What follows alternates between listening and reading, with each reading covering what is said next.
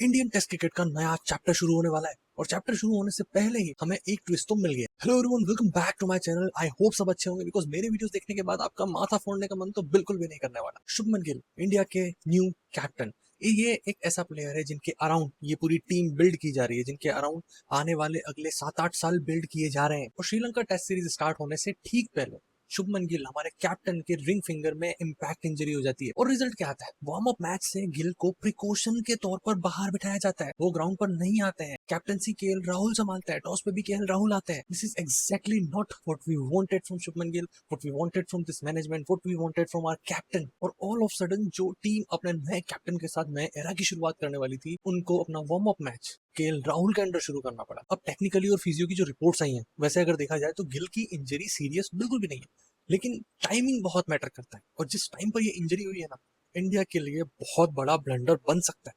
ठीक है, serious injury नहीं है, बट अगर सीरियस हुई तो, अगर गिल मैच में नहीं खेल पाए तो, या फिर अगर वो खेलने आ गए और ज्यादा बड़ी इंजरी हो गई तो, this is alarming for India. और मैं अलार्मिंग इसलिए बोल रहा हूँ बिकॉज इंडियन क्रिकेट अभी ऑलरेडी एक ट्रांजिशन फेज में। ठीक है, रोहित शर्मा का एरा खत्म, विराट कोहली का एरा खत्म। अब जो पूरी जिम्मेदारी है ना, अब जो पूरी रिस्पॉन्सिबिलिटी है ना, वो कैप्टन के ऊपर आती है, and that is Shubman Gill. और उस रिस्पॉन्सिबिलिटी के साथ सबसे पहली चीज जो इंडिया को चाहिए ना, वो है अवेलेबिलिटी। मेरे प्रीवियस वीडियो में भी मैंने यही कहा है कि अवेलेबल होना ज्यादा जरूरी है, फील्ड पर होना ज्यादा जरूरी है। Shubman Gill as new captain, ठीक है, वो साउंड अच्छा कर रहा है, सुनने में मजा आ रहा है, लेकिन उसके लिए, उनके इम्पैक्ट डालने के लिए उनको ग्राउंड पे अवेलेबल होना पड़ेगा। अगर हमारा कैप्टन ही ग्राउंड पे अवेलेबल नहीं है तो फिर आप कितने ही प्लान्स बना लो, कितनी स्ट्रेटेजीज बना लो, उसका कोई फायदा नहीं है, उसका कोई मतलब नहीं है, बिकॉज वो इंप्लीमेंट हो ही नहीं पाएगी ना। आपका कैप्टन अवेलेबल होना बहुत जरूरी है ग्राउंड पर, and this is shocking for India. This is a blunder for India. और इसीलिए कहीं ना कहीं शुभमन गिल की एब्सेंस में केएल राहुल को कैप्टन बनाया गया, बिकॉज केएल राहुल के पास टेस्ट का एक्सपीरियंस है, कैप्टनसी का एक्सपीरियंस है, उन्हें उन कंडीशंस का एक्सपीरियंस है, श्रीलंका में खेलने का एक्सपीरियंस है, and he is a senior player. इसलिए उनको इस मैच की कैप्टनसी दी गई। एंड आई थिंक जब तक शुभमन गिल नहीं आते हैं वही कैप्टन करेंगे। बट सबसे बड़ा क्वेश्चन ये है कि क्या केएल राहुल की कैप्टनसी में उतनी इफेक्टिवनेस दिखेगी जितनी हमें गिल की कैप्टनसी में दिखने वाली थी, because Gill is the man captain right now. But कोई बात नहीं, टेंशन लेने की जरूरत नहीं है। अगर लास्ट मिनट में गिल के ऊपर कोई डिसीजन लेना पड़ा कि खेल रहे हैं नहीं खेल रहे हैं, तो हमारे पास एक सीनियर प्लेयर है जो कैप्टनसी कर सकता है, जो टीम चला सकता है, जो परफॉर्म भी कर सकता है, बिकॉज उन्हें कंडीशन का बहुत अच्छे तरीके से अंदाजा है। He is a senior player by the way. अब इंडिया के लिए ना सबसे बड़ा चैलेंज फिटनेस का है, बिकॉज जहां श्रीलंका में मैचेस हो रहे हैं ना, ह्यूमिडिटी, स्लो सरफेस, और सबसे बड़ा चैलेंज स्पिन, जो कि इंडिया की सबसे बड़ी वीकनेस रही है इन दिनों। पिछले कुछ मैचेस में भी, पिछले कुछ सीरीज, टेस्ट में, टी20 में, ओडीआईज में, स्पिन इंडिया का बहुत बड़ा वीकनेस रहा है। इसको सुधारना बहुत ज्यादा जरूरी है। अब समझते हैं कि स्पिन इंडिया के लिए ब्लंडर क्यों है। देखो,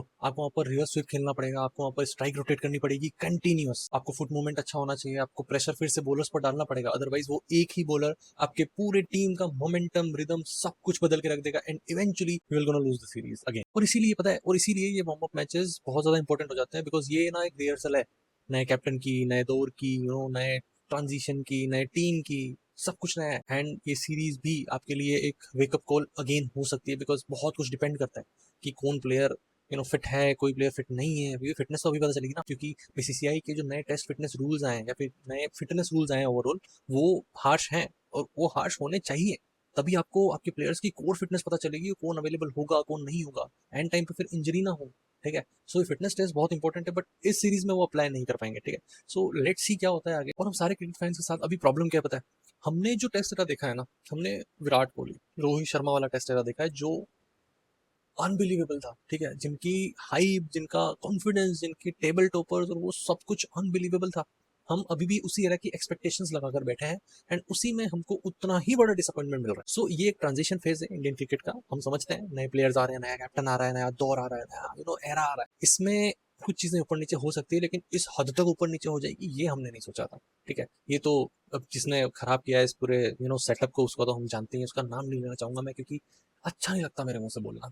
बट स्टिल शुभमन गिल पर हम ट्रस्ट करते हैं, because he is a very good cricketer, he is a very talented cricketer, and captaincy में भी बहुत अच्छे हैं वो। सो वो इस टीम को संभाल सकते हैं, वो इस ट्रांजिशन फेज को संभाल सकते हैं।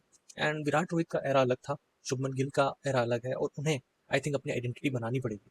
हम ये नहीं कह रहे हैं कि आप रोहित शर्मा जैसे बनो, हम ये नहीं कह रहे हैं कि आप विराट कोहली जैसे बनो, बिकॉज वो आप कभी नहीं कर सकते। हो सकता है आप उनसे बड़े बन जाओ, हो सकता है आप अपना एक नाम बनाओ, जो टेस्ट क्रिकेट में फिर लोग बोलें कि यार शुभमन गिल के तरीके से खेलना चाहिए। ठीक है, सो ये चीजें आपको बहुत ज्यादा हेल्प करेगी आगे जाने में, इससे आपको बहुत ज्यादा हेल्प करेगी एज कैप्टन ऑल्सो। अब आपसे ना मेरे दो सवाल है। पहला कि क्या शुभमन गिल की कैप्टनसी में, या फिर शुभमन गिल के एरा में एक सक्सेसफुली एरा बिल्ड हो सकता है। और सेकंड क्वेश्चन है कि श्रीलंका में इस इंडियन सेटअप के लिए, इस इंडियन टीम के लिए सबसे बड़ा चैलेंज कौन सा होगा? कैप्टनसी या बैटिंग या spin? Let me know in the comments. मिलूंगा आपसे अगली स्टोरी के साथ, तब तक क्रिकेट देखते रहो, सिर्फ स्कोर कार्ड्स नहीं। And do follow, do subscribe, do share. Comment करके जरूर बता देना क्या सोचते हो आप। मेरा वीडियो अगर अच्छा लगा हो तो do subscribe please. Follow on Instagram. मिलूंगा आपसे अगली स्टोरी के साथ। Bye bye.